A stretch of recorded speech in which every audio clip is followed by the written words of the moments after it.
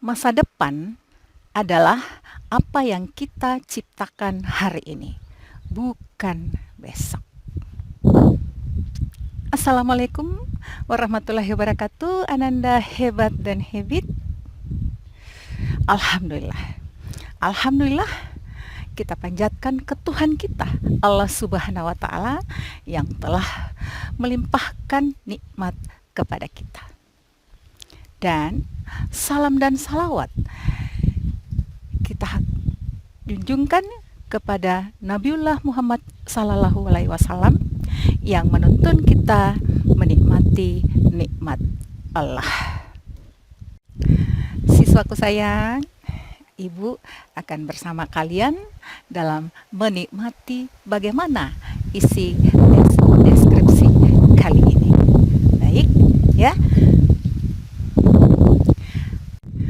Kompetensi pembelajaran kita hari ini adalah kompetensi dasar adalah menentukan isi tes deskripsi tentang objek, baik itu sekolah, tempat wisata, ataupun pementasan kesenian. Boleh juga bagaimana pelaksanaan salat Idul Adha kemarin. Dan tujuan pembelajaran kita dalam tes deskripsi ini ada 3, yaitu mendaftarkan hal-hal yang dideskripsikan dalam tes deskripsi tersebut. Yang kedua, memetakan masing-masing objek yang ada dalam tes deskripsi. Kemudian yang ketiga adalah mengkonkretkan objek yang dideskripsikan. Baik Ananda, kita mulai materi kita. Ya, Ananda, kali ini Ibu berada di Pantai Seruni. Bagaimana tentang Pantai Seruni? Bagaimana kita menjelaskan kepada orang lain? Bagaimana supaya penjelasan kita kepada orang melalui teks lisan atau melalui teks tertulis, orang tersebut, pembaca atau pendengar, dapat merasakan langsung apa yang dia dengar atau yang dibaca, seakan dapat melihat Pantai Seruni, seakan dapat merasakan keindahan Pantai Seruni. Nah, itu kita tuangkan dalam teks deskripsi. Teks deskripsi adalah bagaimana penulis menggambarkan secara jelas, menggambarkan secara konkret tentang objek yang dia tulis, sehingga pembaca seakan-akan merasakan, seakan-akan melihat sendiri, seakan-akan mendengar sendiri langsung. Ya, siswa sekalian, kita sudah berada di depan PowerPoint. Ibu akan jelaskan sedikit tentang bagaimana tes deskripsi. Ya, kita sudah tahu bahwa tes deskripsi adalah menggambarkan tentang objek yang dibicarakan secara jelas dan konkret. Ya. Objek yang dibicarakan bersifat khusus,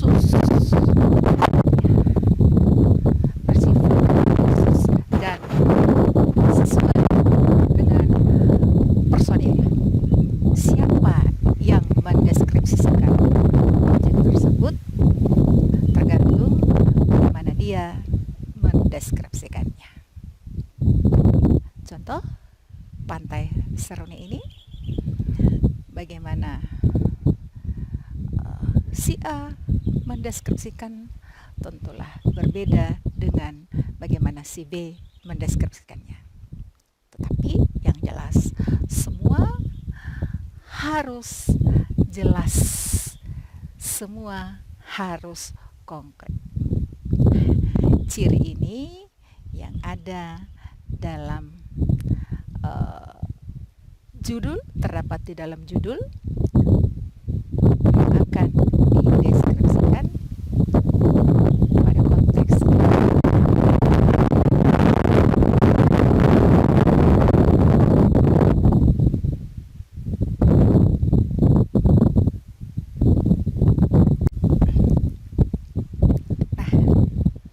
Ibu ulangi tentang tujuan pembelajaran kita kali ini,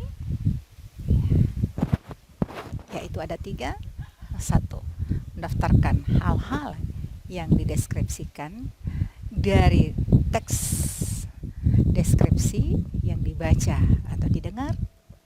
Yang kedua, memetakan masing-masing rincian objek yang dideskripsikan sesuai dengan tujuan deskripsi.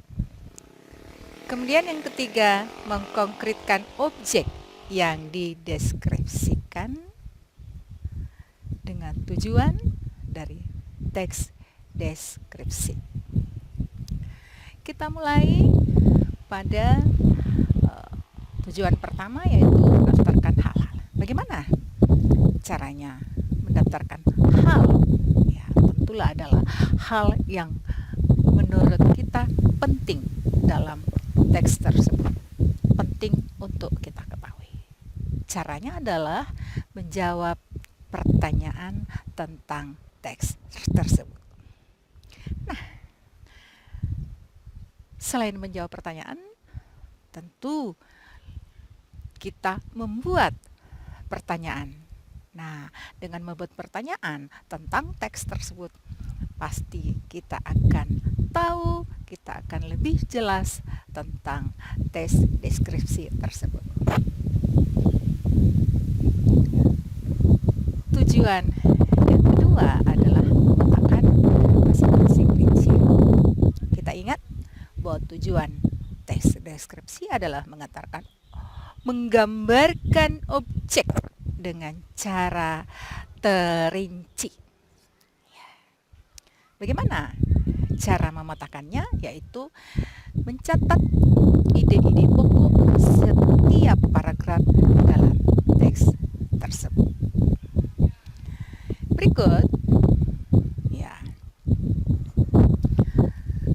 tujuan berikut adalah mengkonkretkan. Ini tujuan ketiga, ya, mengkonkretkan, menjelaskan secara nyata objek yang dideskripsikan. Nah, bagaimana mengkonkretkannya? Adalah menggunakan kata-kata yang beremosi kuat. Berikutnya adalah menggunakan kalimat-kalimat yang seakan dapat dilihat, kalimat yang seakan-akan dapat didengar, kalimat yang seakan-akan dapat dirasakan langsung oleh pembaca. Cara mengkonkretkan yang ketiga adalah menggunakan kalimat yes, ya. Kita lanjut. Ya. Kita mulai yang pertama tentang bagaimana cara mengkonkretkan objek yang kita tulis. Jelaskan secara jelas objek yang kita tulis. Yang pertama adalah menggunakan kata-kata yang beremosi kuat. Di dalam bahasa Indonesia ada banyak kata yang bersinonim. Nah, kata yang bersinonim itu kita pilih, ya. Ada namanya pemilihan kata. Istilah dalam bahasa Indonesia adalah diksi, memilih kata mana yang lebih bagus atau mana yang lebih kuat. Eh, Sebelumnya, coba kita ingat, biasa kita mengatakan kalau di dalam kelas kemudian mau buang air, ya, buang air kecil atau kencing. Jadi kencing sinonim dengan buang air kecil. Kemudian di dalam kelas kita minta izin kepada guru, Bu, saya mau kencing. Nah, kata kencing itu dapat menimbulkan rasa yang tidak enak bagi yang mendengarnya. Oleh karena itu, kita pilih kata yang lebih halus, lebih santun. Seperti, Bu, saya minta izin mau buang air kecil. Ya, sama dengan kata WC. Janganlah mengatakan WC, ayo cuci tangan di WC. Ya, kan ada kata kamar mandi atau kamar kecil. Ya, jadi janganlah sekali-sekali menggunakan kata WC di depan orang banyak, walaupun itu benar, tetapi tidak baik bagi orang lain. Ya. Mengapa? Karena kata WC itu berkonotasi negatif, menjijikkan.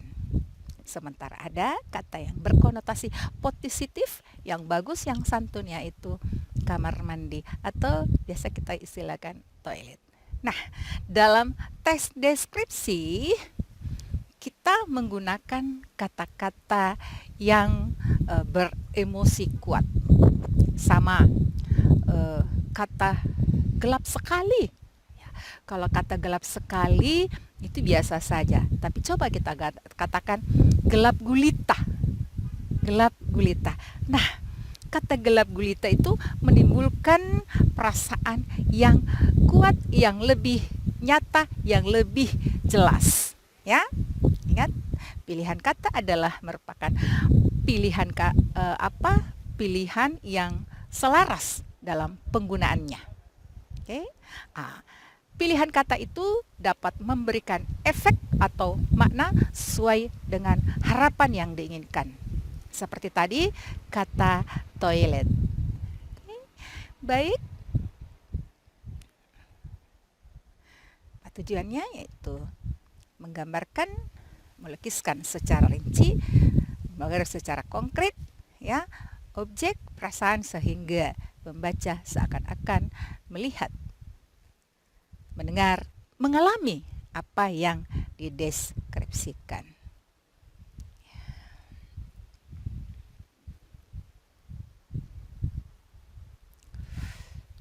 Ya, contoh kita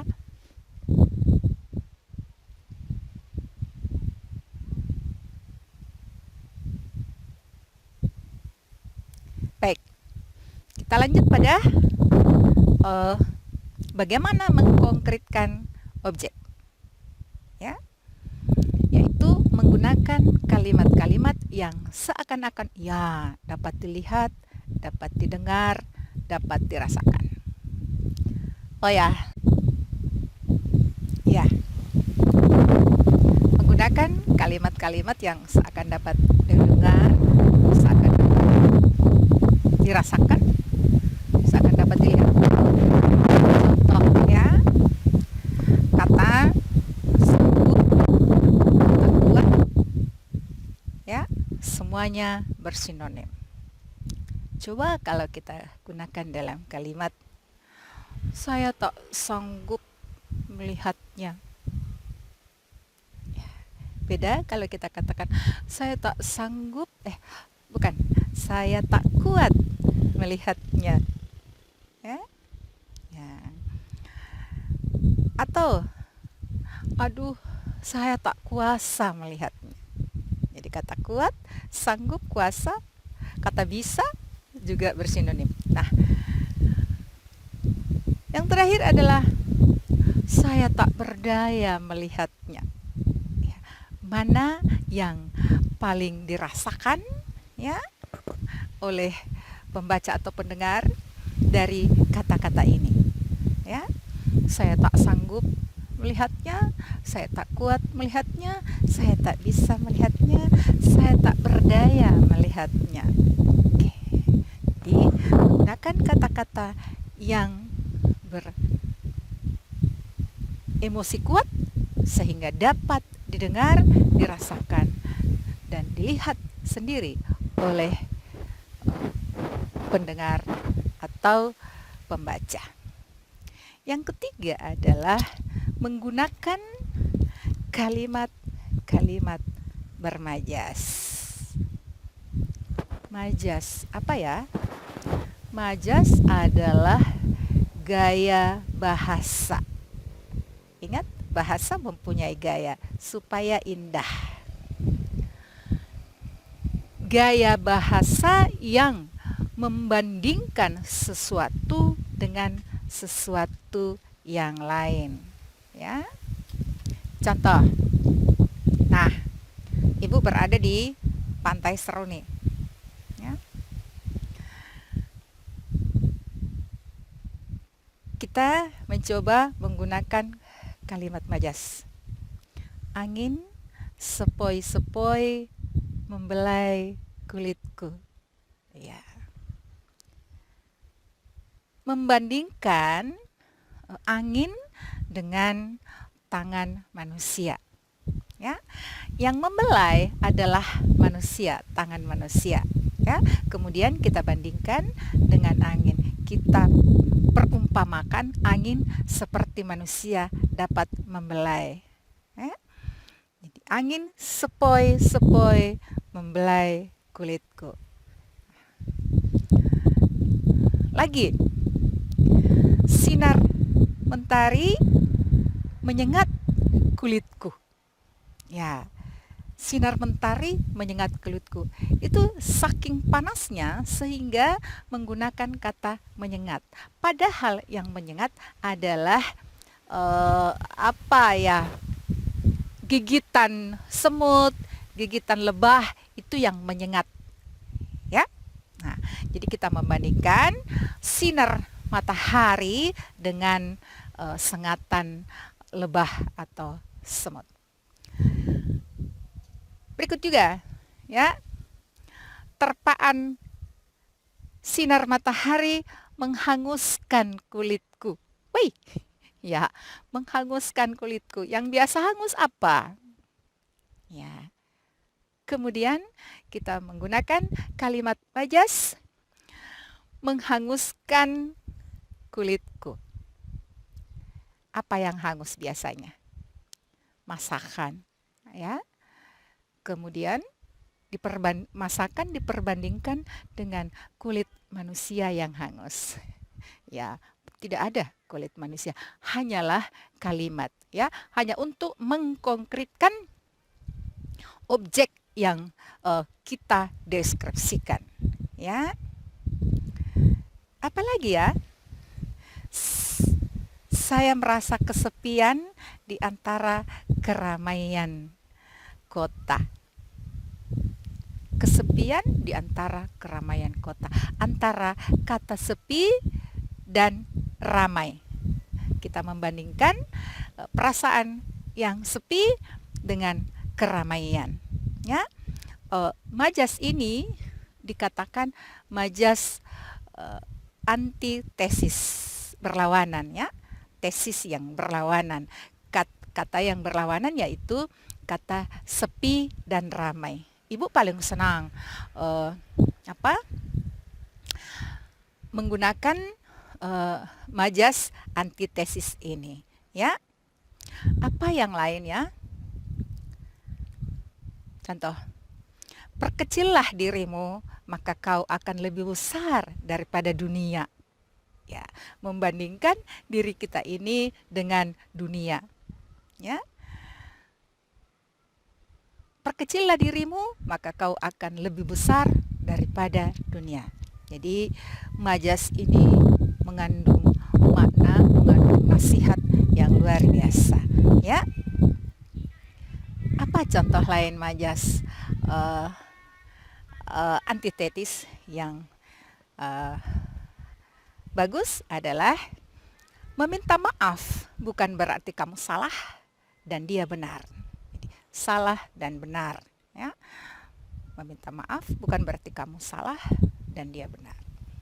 Ada nasihat yang terkandung dalam majelis ini dan dapat menjelaskan secara nyata apa yang diinginkan dalam objek tes deskripsi. Nah, anak-anakku yang ibu sayangi, ya, kita sudah menikmati bagaimana isi tes deskripsi, bagaimana ciri tes deskripsi, bagaimana tujuan tes deskripsi. Baik, seperti yang ibu katakan tadi, bahwa masa depan diciptakan oleh kita hari ini, bukan besok. Kita akan menuju tujuan kita dalam pembelajaran tes deskripsi ini. Apakah kita ingin naik ke perahu layar itu untuk mencapai tujuan di seberang sana atau tidak? Itu ditentukan sekarang, bukan besok. Karena perahu belum berarti masih ada di hari esok. Oke? Yuk, kita naik ke perahu. Sekian Ananda. Assalamualaikum warahmatullahi wabarakatuh.